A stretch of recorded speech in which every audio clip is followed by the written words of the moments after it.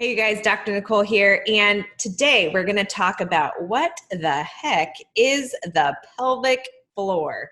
So the pelvic floor is actually a lot more than just all about Kegels, and we're going to go over what it is and what it does today. So just to orient you guys, this is the pelvis. This is the lower part of the spine, the last two lumbar segments, so L4 and L5. This is the sacrum here. This is the ilium, and this is also still the ilium, and then your pubic bone right here, which is actually quite wide. And then if you bring this like this, then these are the two sit bones, or called ischial tuberosities. So these are the things that you actually sit on a chair. So one of the things that I want to make sure that you guys know is that there's actually three major muscle layers of the pelvic floor, and every one of those is involved in everyday life. And so the pelvic floor has four major functions, and we're going to go over each one of those as we talk about the layers of the pelvic floor. So first, I want you to orient yourself into the pelvic contents, and that is where your organs live. And so the pelvic floor is not just a clever name. It literally is the floor of your pelvis. If your pelvic floor was not there, these guys wouldn't have a floor to be on. And so it does give support to a lot of the organs. So this guy here is your rectum. For females, this is the uterus and fallopian tubes and ovaries. And then for both males and females, they're the bladder. If you've had a hysterectomy, this is actually removed here.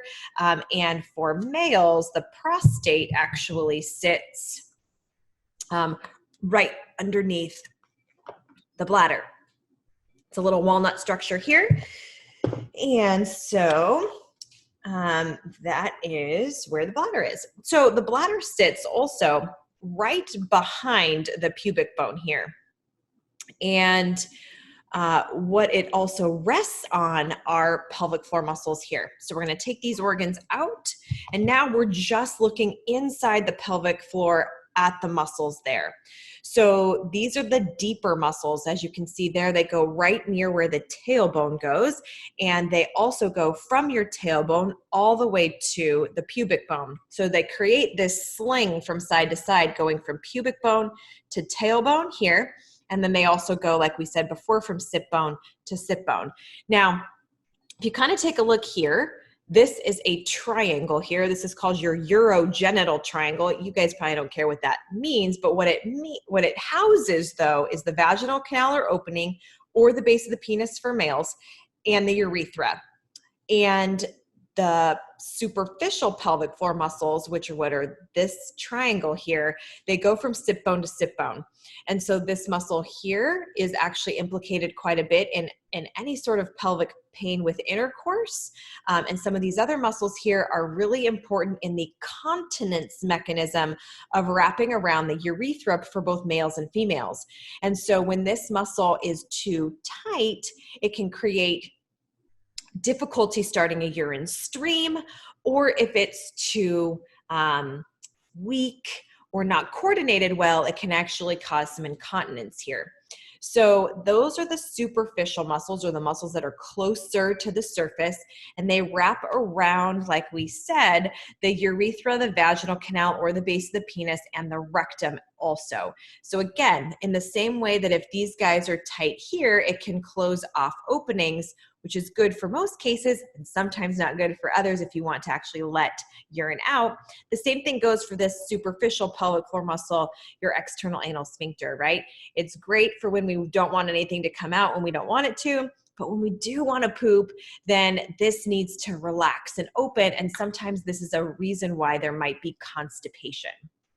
So if we take these guys now off, and we've taken them off, and now here's a bit of the deeper pelvic floor muscle. This is the actual levator ani. This is what most people think of when they think of the pelvic floor and the Kegeling muscle.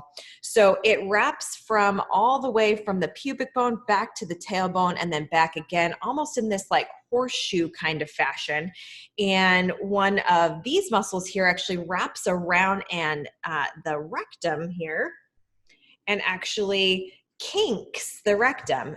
So the muscle goes in this horseshoe fashion, pubic bone to pubic bone, and it actually holds the rectum kinked.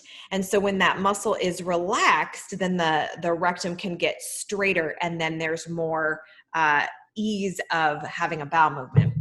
So that's one of the other pelvic floor muscles. As we get further back, we have a muscle called your iliococcygeus, and then there's one that goes around the coccygeus right here, which actually is also here. It's in white on this side, but it's also really close to the tailbone, and it actually stabilizes the tailbone, and then it actually helps with what we would call tucking our tail if we were animals, or releasing and opening and allowing things to pass through some of these holes.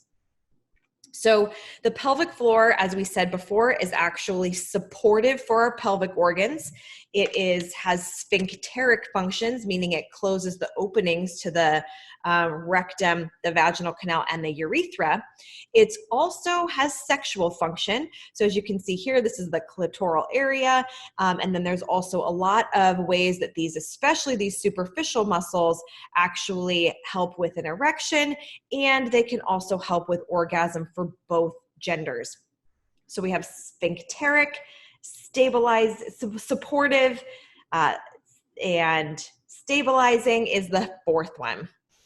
So the pelvic floor muscles are also helping the tailbone, the sacrum, the sit bones to have a lot of form and function, and are able to help the low back muscles stabilize the SI joint as well.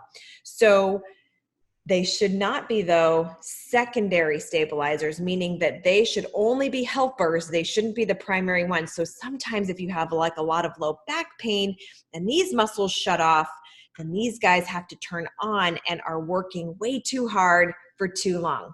So we have the four major functions of the pelvic floor. We have supportive to the pelvic organs. We have sphincteric, right, which is the closing and opening capabilities. We have sexual functioning, and then we have stabilization functioning. Four major pelvic floor muscles, or four major pelvic floor functions for all these pelvic floor muscles. They're pretty important, so you better take care of them. Hope you enjoyed the anatomy lesson.